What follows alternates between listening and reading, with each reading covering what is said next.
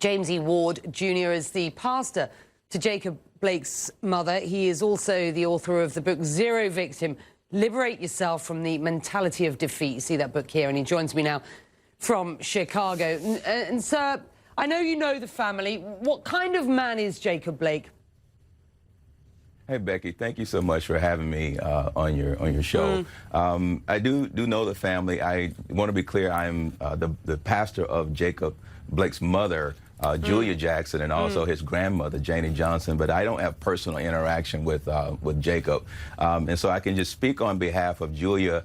That plea that she just made, the video that she's put out by her own words, a call for peace and a call for these things that are tearing our society apart to not happen in the name of her son. I can certainly speak to that. And I think your last guest, Governor Kasich, really set this segment up. I would love to work with him and others in this regard.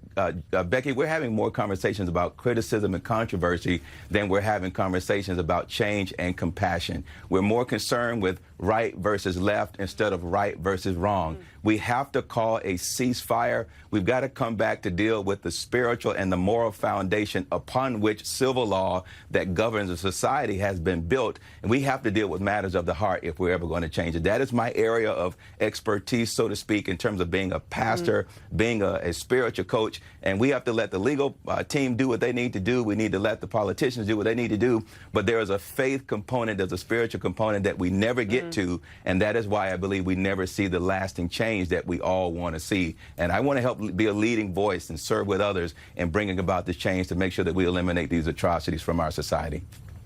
No, and you're making an awful lot of sense, sir. And I'm glad that you heard that interview with John. And you know, I do hope that the two of you can work together going forward. Jacob's mother, who you know well, giving this impassioned plea. Have a listen.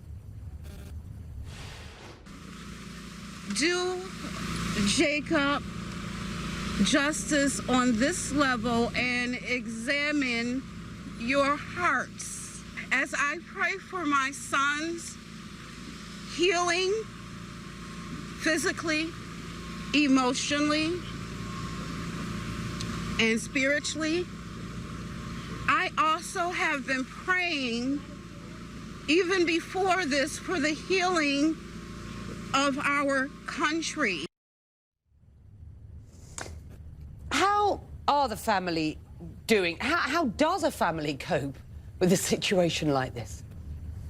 Yeah, well, Becky, let me share this with you. As I listen at that plea from Julia, being a servant pastor to Julia, I understand the emotion, the theology that's behind those statements that she made. I'm so proud of her. She did an amazing job, and she's really doing something great to help our nation. But let me explain to you about this heart piece, which is so important. Becky, there are three types of law that govern a society. There's spiritual law, moral law, and civil law. Publicly, we're only familiar mostly with civil law, but spiritual law and moral law are important. They're vitally important, and we have to deal with those things primarily for this reason. Becky, you cannot legislate morality. You cannot legislate the sentiments of the human heart. And being a Christian pastor, of course, Matthew chapter 15, verse 18, Jesus says that evil, murder, these things comes from within. They come out of the heart to devour people. If we want to improve our nation, if we want to improve our society and eliminate these things, we've got to go to the root of the human heart. And I'm just here to reinforce, to strengthen Julia's voice as she humbly shares her faith. I believe this is a time for us to come together. I really encourage your viewers to go to my website at James E. Ward Jr. I write about this, as you mentioned, in my book, ZeroVictim.com. I get a chance to speak internationally about these kinds of issues. I believe this is a time that I want to call on others out there in the faith community to join me, that we can do something about this to eliminate this once and for all. Let me play you a clip from the First Lady, Melania Trump, sir. I urge people to come together in a civil manner so we can work and live up to our standard American ideals. I also ask people to stop the violence and looting being done in the name of justice. Your reaction, sir? I mean, those words must resonate with you. They do resonate, but let me kind of frame that a little bit. Here's the issue, Becky. When you talk about unity, for example, it's such a broad, generic word, and so we throw out these ideas. We need to come together. Becky, think about this analogy. A pile of bricks sitting over in the corner is just a pile of bricks. But you know what? A beautifully designed home is also a pile of bricks. What's the difference? The way that those bricks are arranged and the way that they function in relationship to each other.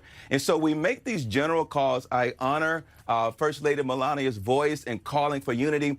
We just don't go deep enough. We don't get into a comprehensive conversation about what this is, what unity is. And here's the issue. To establish the common denominators. A third grade student understands that to add and subtract fractions, you got to get the same number on the bottom of the fraction. When you get the right common denominators, it's easier to add the numbers at the top. That is where I want to help, which I believe this we can introduce a new way of looking at these things to really get results this time. I'm calling on leaders. I want to come together with other leaders. I really believe we can get to the bottom of this. Well, certainly there is some serious work to be done, and I applaud your efforts in wanting to be involved. Thank you, sir.